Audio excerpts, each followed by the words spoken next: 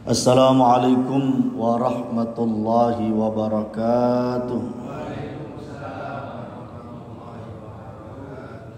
Alhamdulillahil qail alladzina yu'minuna bil ghaibi wa yuqimuna as-salata wa mimma razaqnahum yunfiqun. Wassalatu wassalamu ala sayyidina Muhammadinil qail awwalu ma yuhasabu bihil abdu yawmal qiyamah as-salah. Allahumma salli wa sallim wa karrim wa majjid wa azim ala habibina wa syafi'ina wa qurrati a'yunina sayyidina Muhammadin wa ala alihi wa ashabihi ajma'in wa man tabi'ahum bi ihsanin ila yaumiddin, amma ba'd. Para pengurus takmir dan seluruh jamaah Masjid Abdullah Sulfat ingkang mugi-mugi satayunipun tansah pinaringan sehat wal afiat. Apapun yang kita lakukan, baik perilaku, ucapan, keputusan, semuanya senantiasa di bawah bimbingan hidayah Allah Subhanahu wa taala, sehingga apapun langkah ikhtiar kita benar-benar sesuai dengan tuntunan syariat agama, dan kita semua ditakdir oleh Allah sebagai orang-orang yang baik, keluarga kita keluarga yang baik, lingkungan masyarakat kita lingkungan masyarakat yang baik, yang kapanpun kita dipanggil oleh Allah Subhanahu wa ta'ala, semoga dipanggil dalam keadaan melakukan dan membawa puncak kebaikan kita, amin ya rabbal alamin. Bapak Ibu sekalian, kita lanjutkan kajian rincian rukun-rukun salat. Pertemuan sebelumnya kita insya Allah sudah membahas 1, 2, 3, 4 niat, lalu takbiratul ihram, yang ketiga berdiri bagi orang yang mampu pada sholat fardu atau wajib. Tapi kalau sunnah boleh duduk. Kemarin kita bahas, kita ingat, ya seandainya kemudian sholat sunnah dilakukan duduk, niku nggih sampun sah. Masih ingat? Ya opo lek traweh tahun ngarep jamaah moro lungguh kabeh sak masjid. Kesimpulane ngono ya ngono, tapi ya aja ngono. Yang keempat, membaca Al-Fatihah. Ini juga sudah kita bahas. Maka pembahasan berikutnya inggih menika pembahasan yang kelima, yaitu tentang rukuk. Shallu ala Nabi Muhammad. Sedap kok rupane heng niki. Oke. 5 rukuk. Rukuk ini ketentuan umumnya sudah maklum, berarti upayakan kita itu rata-rata air. Mulai dari punggung sampai ke depan itu rata-rata air. Lalu untuk posisi kaki tentu sama. Kita usahakan yang bisa menghadap kiblat, menghadap kiblat, baik ketika berdiri maupun rukuk, ngeten kaki. Ngeten nggih sak temene mboten masalah, cuma lebih sempurnanya adalah tetap mustaqbilal kiblat. Demikian juga punggung kita menghadap kiblat, kedua tangan diletakkan di kedua lutut. Ini secara fikih zahir. Secara batiniahnya, orang yang rukuk itu siap meninggal dunia. Kranten gulu wis disodoraken ten ngajeng ngeten. Siap untuk dipenggal kepalanya. Tapi meskipun ya muga-muga kan sing mara menggal. Tapi ini sebuah ekspresi. Kita serahkan semuanya kepada Gusti Allah. Dan itulah hakikat orang yang melakukan sholat. Jadi kita upayakan tiap gerakan itu kita maknai, tiap bacaan kita maknai. Karena yang kemarin kita sampaikan, memang ten Quran Gusti Allah menyatakan bahwa sholat ini memang berat. Sholat ini abot, makanya nggih sing mboten ngayambes nggih kathah. Quran mengatakan wa innaha lakabiratun illa 'alal khashiin. Salat itu berat. Sing dawuh niki Gusti Allah. Tapi untungnya semangat bagi kita bagaimana supaya salat tidak berat illa 'alal khashiin, kecuali bagi orang-orang yang khusyuk. Khusyuk itu apa? Dilanjutkan dalam ayat berikutnya, alladzina yadhunnuna annahum mulaqu rabbihim wa annahum ilaihi rajiun. Orang-orang yang yakin bahwa dia akan berjumpa dengan Gusti Allah dan bahwa dia cepat atau lambat pasti akan kembali kepada Gusti Allah. Berarti kan ekspresi-ekspresi kematian dalam sholat. Kita bersedekap, kemudian kalau wau rukuk disodoraken. Kok mati ae sesat? Nggih, memang yang positif itu ingat mati. Kanjeng Nabi pernah ditanya, ayyul mu'minina aqyas? Ya Rasulullah, orang beriman yang paling cerdas itu siapa? Nabi Muhammad menjawab, aktsaruhum lil mauti dzikra wa ahsanuhum lima ba'dahu isti'dada. Orang yang paling cerdas itu adalah orang yang paling banyak ingat mati dan paling baik dalam mempersiapkan kehidupan setelah kematian. Bapak Ibu sekalian, kita punya dua istilah. Jangan dirancukan. Satu, ingat mati. Dua, takut mati. Yang positif yang pertama, yang kedua negatif. Ingat mati itu baik, sing boten sae wedi mati. Napa malih kepingin mati. Yang pertama ingat mati. Orang ingat mati itu dinamis. Orang takut mati statis. Orang ingat mati usia sekolah berangkat sekolah, usia kuliah berangkat kuliah, usia kerja berangkat kerja. Tapi semua aktivitasnya senantiasa dihiasi dengan ingat mati. Zikrul maut, Gus Ali eling pati. Kalau orang itu ingat mati, yang dilakukan pasti positif, yang dilakukan pasti bermanfaat, ibadah bakal enteng. Tapi kalau orang takut mati, tenang masjid nyebrang wedi mati, dene umroh numpak pesawat wedi mati, akhirnya hidupnya akan statis. Jadi yang bagus itu adalah ingat mati.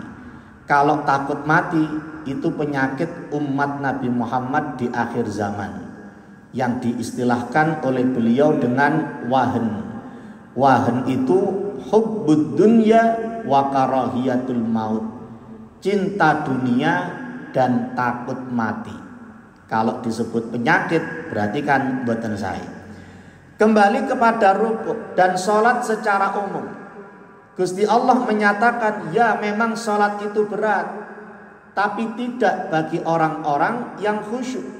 Orang-orang yang meyakini bahwa dia akan kembali kepada Allah dan bahwa dia akan berjumpa dengan Allah Subhanahu wa ta'ala. Makanya ketika menafsirkan ayat ini, Al-Imam Fakhruddin Ar-Razi dalam kitab Mafatihul Ghaib, kita murajaah apa yang beliau sampaikan untuk menjadi alarm, pengingat kita semuanya. Tiang sembahyang itu kemungkinannya dua.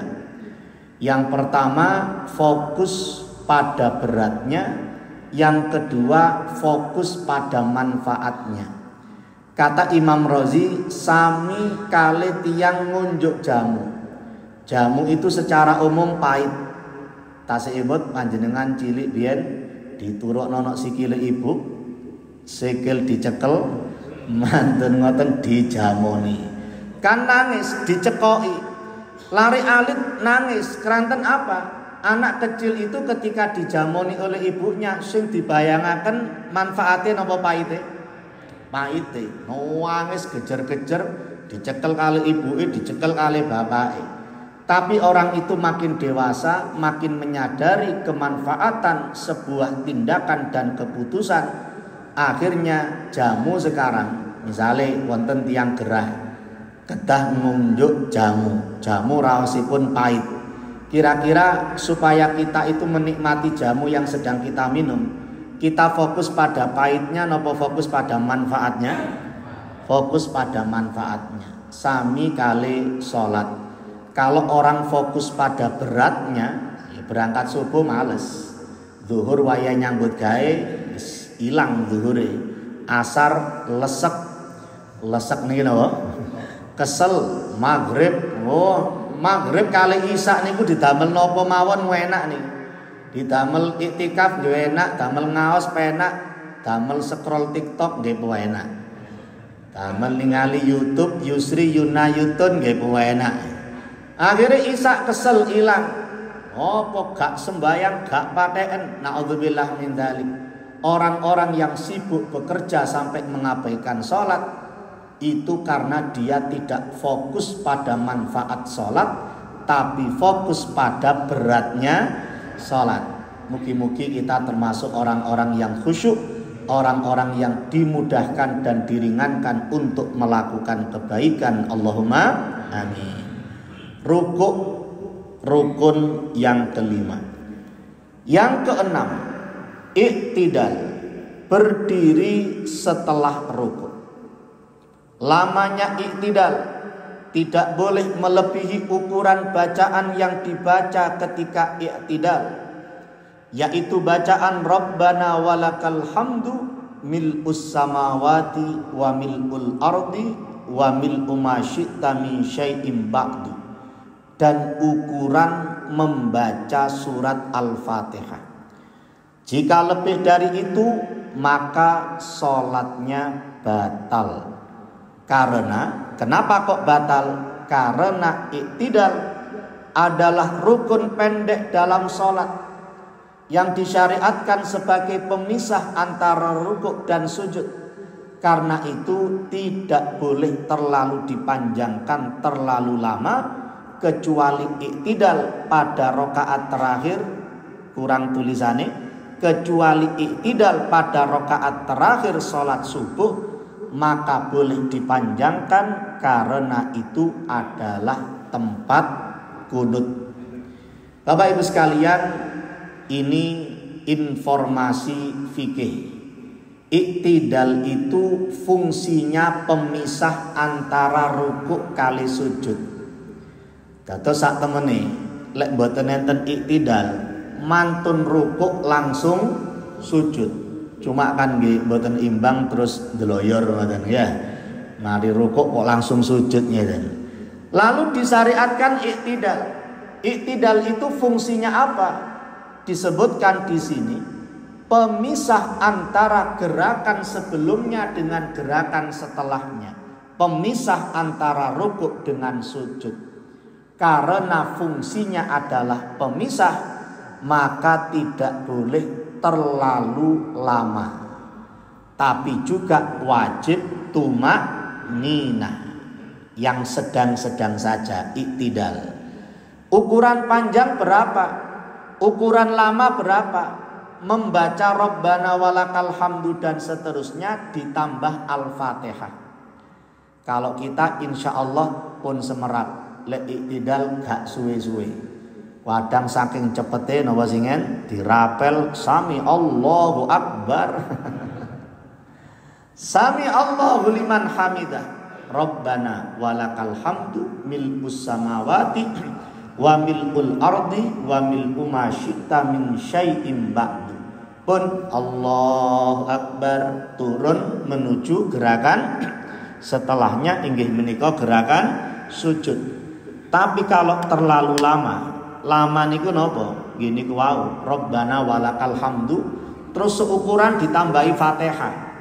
Durasi membaca Fatihah itu kan pasti terlalu lama. Maka kalau sampai terlalu lama bisa membatalkan sholat. Kecuali rakaat terakhir sholat subuh atau sholat witir di bulan Ramadan kalau kita sudah memasuki paruh kedua 15 Ramadan, itu iktidalnya panjang. Tapi kalau secara normal iktidal itu tidak terlalu lama. Shallu ala Nabi Muhammad. Berikutnya yang ketujuh, dua sujud. 7 bagian tubuh yang harus menempel ketika sholat, ketika bersujud adalah dahi, kedua telapak tangan, 2 lutut, dan telapak jari kedua kaki.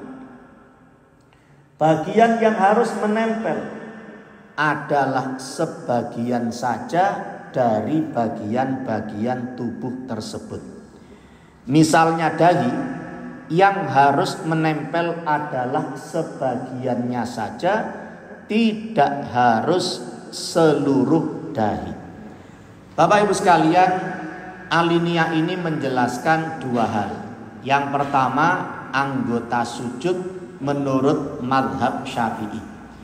Yang kedua, standar menempelkan 7 anggota sujud itu seperti apa? Yang pertama, anggota sujud menurut mazhab Syafi'i total ada 7. Yang pertama dahi. Cara Jawane napa dahi niki? Sing halus napa? Jidat bahasa Indonesia. Lek cara Jawane napa? Sing halus napa?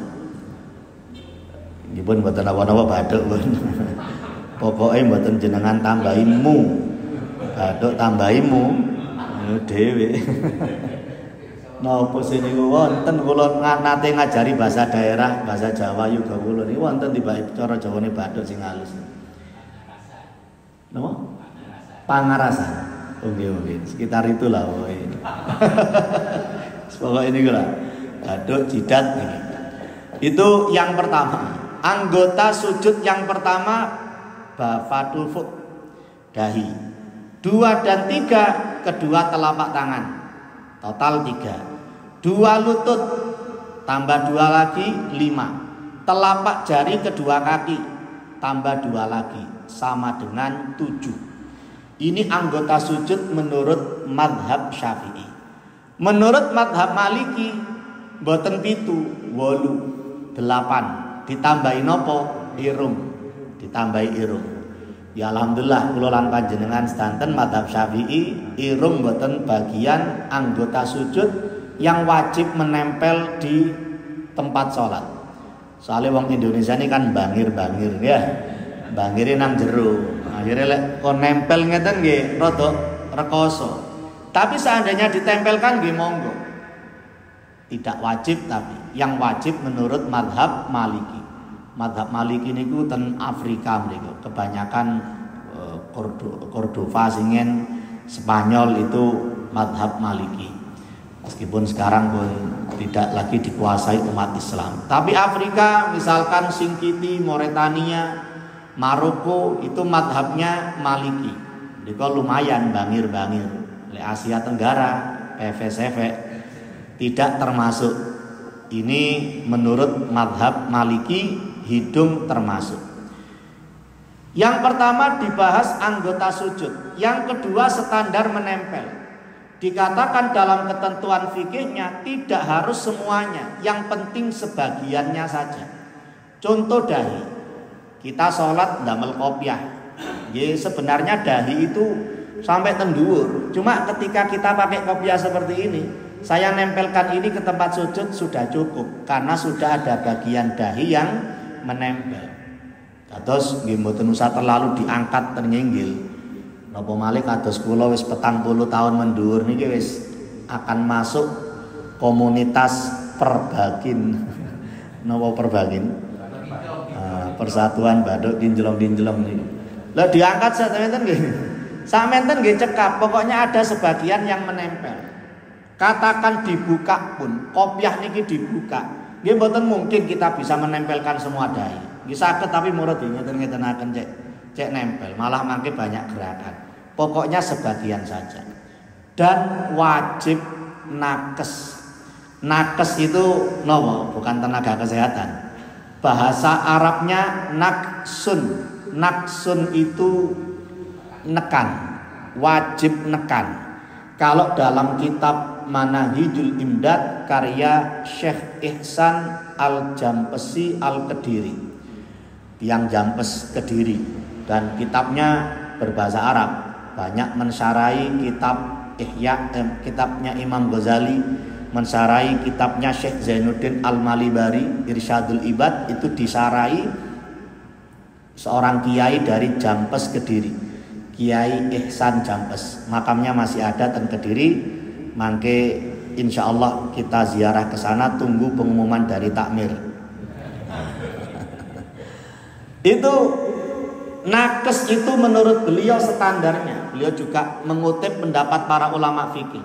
Seandainya ada kapas ngoten ditempelaken kali dahi, kapas niku sampai penyet, sampai kempes. Lek moro mboten kempes, itu berarti mboten nakes, tapi ngawang. Sujudnya mboten ngawang.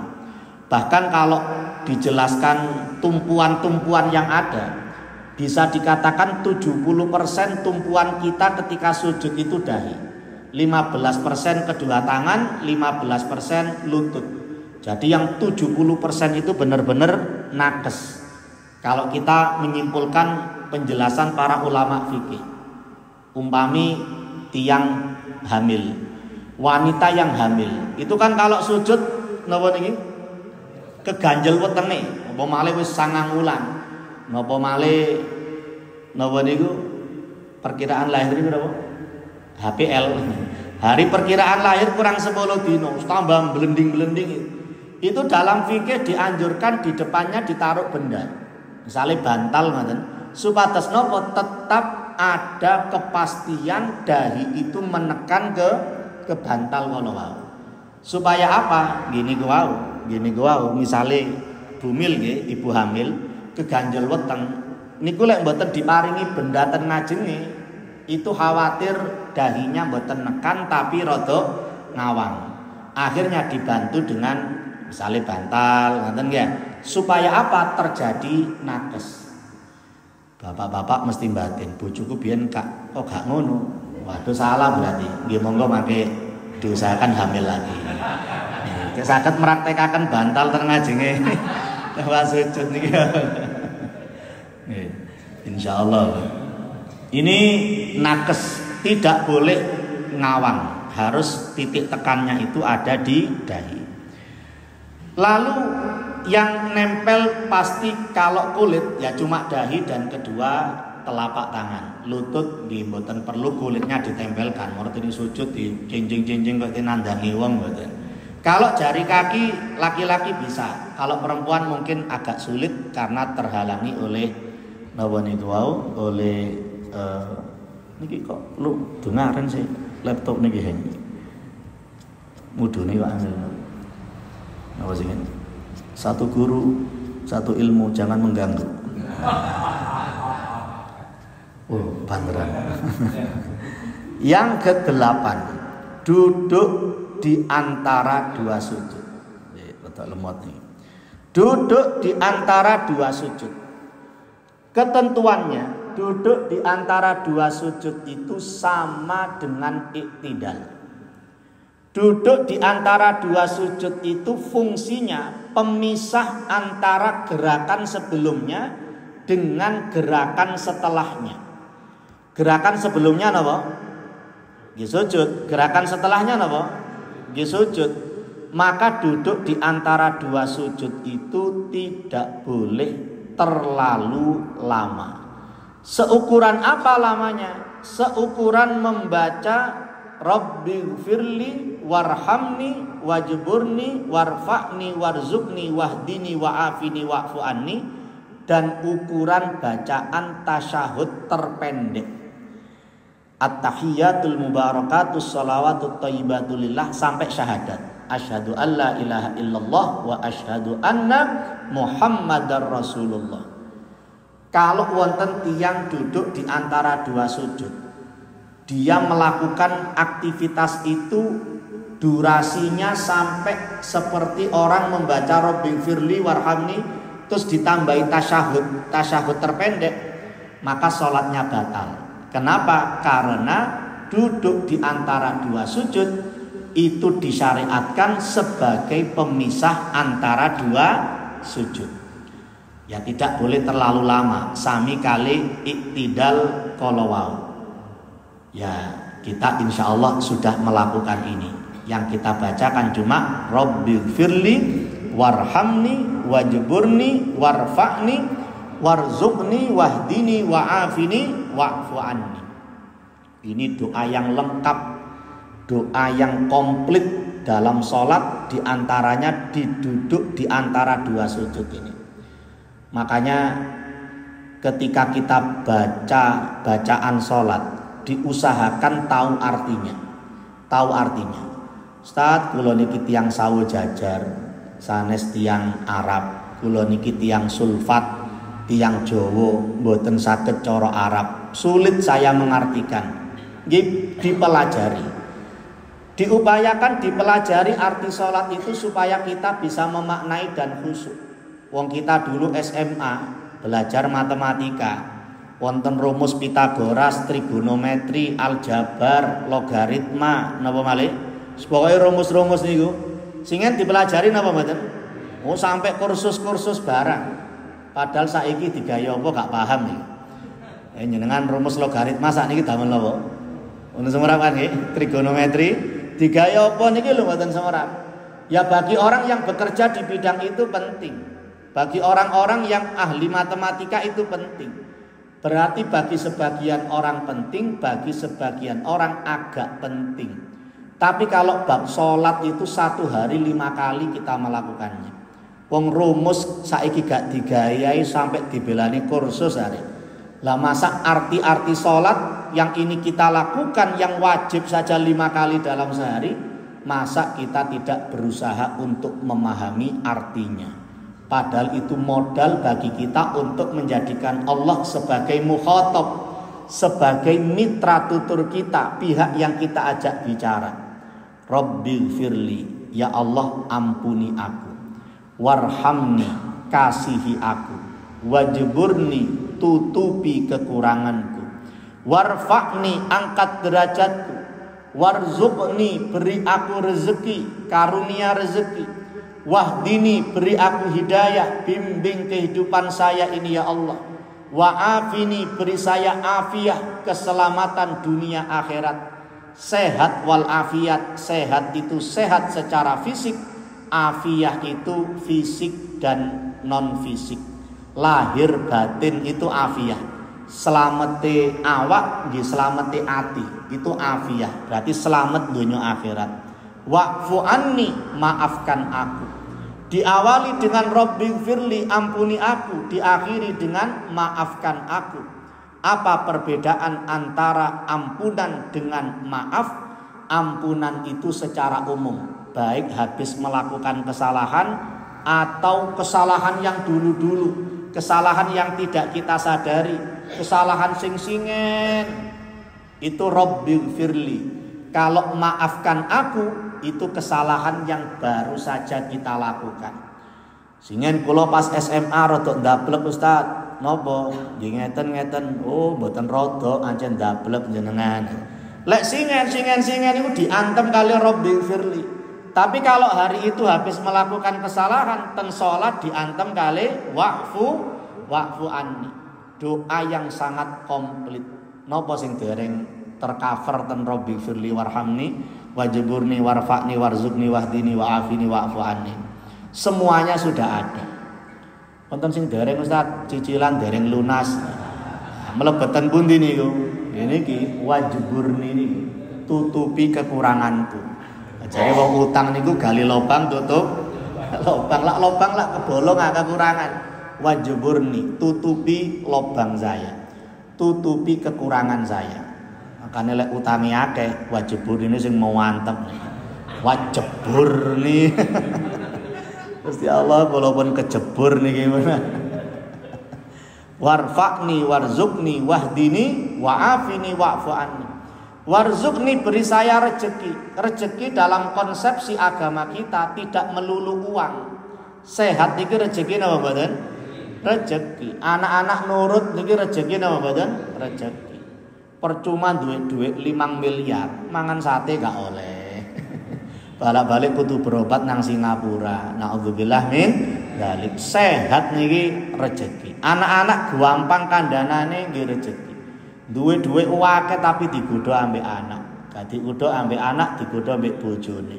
Gak digoda ambek bojone dhewe, digoda ambek bojone tangga. Sing penting rezeki niku napa? Barokah. Terus sing penting pas-pasan. Sing penting napa? Pas-pasan. Dene umroh pas ono, dene tuku omah pas ono, dene mantu pas ono. Sing penting napa? Pas-pasan. Bon, itu semuanya kita mintakan kepada Gusti Allah diduduk di antara dua sujud. Yang 9 tasyahud akhir. Huruf-huruf dalam bacaan tasyahud akhir harus jelas. Orang yang melaksanakan sholat harus pula memperhatikan tasdid-tasdid yang ada dalam bacaan sholat tersebut. Bapak Ibu sekalian, rata-rata ulama fikih nalikane bahas rukun bacaan sing wonten gangsal niki. Takbir, Fatihah, tasyahud, sholawat, salam. Nalikane bahas sing ketiga, yang ketiga, takbir, Fatihah, tasyahud. Gini. Ketika bahas tasyahud itu selalu mengingatkan kita tentang tasdid-tasdidnya bacaan tasyahud. Karena memang tasdidnya kathah. Lek sampai ten Safinatun Najah niku sampai dihitung. Jumlahe tasdid niku pinten? Kula supe jumlahe pinten. Tapi lek dihitung nggih saged, tapi kesuwen mangke. Coba kalau kita perhatikan at-tahiyyatul di atas tak wonten huruf e, wonten tanda napa? Tasdid. Terus ten nginggile napa malih? Ya, at-tahiyyatul mubarakatus shad. Ten dhuwure napa? Shad, sholawatut. Dhuwure napa? Ta, thayyibatu. Ten nginggile tok kali ten nginggile napa? Ya, mboten angsal mek ngawang. At-tahiyatul mubarakatuh sholawatut thayyibatu. Ya hilang. Tak maaf tasdidnya hilang. Thayyibatu lillah. Ten nginggile huruf napa? Lam. Assalamu alayka. Ten nginggile huruf sin. Assalamu alayka ayyuhan. Ten nginggile ya ayyuhan nabiyyu. Nabiyyu tok kali bener. Nginggile napa? Nun kali nginggile ya ayyuhan nabiyyu wa rahmatullahi wa barakatuh. Banyak sekali tasdid-tasdid yang itu tidak boleh ngawang. Keranten napa? Kalau kita menghilangkan tasdid berarti kita menghilangkan satu huruf. Satu huruf. Umpami nggih, contoh sing jelas. Ten Fatihah waladdallin ada dua tasdid, dot kali lam. Ten dhuwure dot kali lam. Ten dhuwure lam wonten tasdid itu sebagai pengganti huruf, yaitu lam sing double. Asalnya dolla itu dot lam lam. Lami kali. Dotnya di fathah, lamnya di sukun, lam yang kedua di fathah. Akhirnya secara bahasa kok lame kakean sih, dipotong jadi mek siji, dikurangi dados setunggal, lalu diganti pengurangan huruf lam itu diganti dengan tanda tasdid. Diganti dengan tanda tasdid. Kalau kemudian kita tidak mentasdidkan bacaan tasdid, maka seakan-akan kita menghilangkan satu huruf, entah satu huruf Al-Quran atau selain Al-Quran, dan itu dalam bahasa Arab bisa mengubah makna. Mengapa sih ten Sulam Taufik itu dikatakan mengingkari, ojo mengingkari satu ayat Al-Quran, mengingkari satu huruf Al-Quran itu bisa murtad kalau dia sengaja dan yakin hilang gitu. Itu bisa murtad karena beda satu huruf, beda makna. Contoh misalnya tentang pintu surga dan pintu neraka. Pintu surga itu ketika dijelaskan oleh Gusti Allah, kondisi membukanya itu pakai wawu, wa futihat abwabuha. Ketika wasiqal ladzina amanu dan seterusnya, orang-orang yang beriman dibawa ke depan surga, dikatakan wa futihat abwabuha. Wonten waune wa futihat abwabuha. Itu artinya dan saat itu pintu surga sudah terbuka. Berarti saat ini lawang swarga niki sampun buka. Kepingin mlebet swarga napa mboten? Nggih. Kesasar napa mboten? Sing kesasar napa? Tapi kalau neraka, wasiqal ladzina kafaru, itu ketika membahas pintu surga mboten enten wawune. Futihat abwabuha. Apa bedanya? Baru saat itu pintu neraka dibuka. Ketika calon penghuni neraka digiring ke depan neraka, baru saat itu pintu neraka dibuka. Dua makna ini, kalau pintu surga itu sudah terbuka saat ini, sudah lama terbuka. Kalau pintu neraka baru dibuka ketika penghuni neraka akan masuk, itu bedanya cuma di wawu saja. Wawunya namanya wawu hal. Lek ten pondok-pondok Jawa diartosaken hale lawangi swarga wis buka mulai biyen. Ini sebentuk rahmatipun Gusti Allah, merindukan kita semuanya. Allahumma ja'alna minhum, semoga kita termasuk penghuni-penghuni surga ini. Allahumma amin. Baik Bapak Ibu sekalian, tasdid harus jelas. Ini sering diingatkan nalikane membahas rukun bacaan yang ketiga, inggih menika rukun membaca tasyahud. Tersisa cuma 2 menit menuju trompet sangkakala yang pertama. Tapi kan nanti kita selesainya sangkakala yang kedua. Monggo barangkali ada yang perlu didiskusikan dari beberapa rukun yang tadi sudah kita baca mulai rukuk sampai tasyahud akhir ini. Nah, ini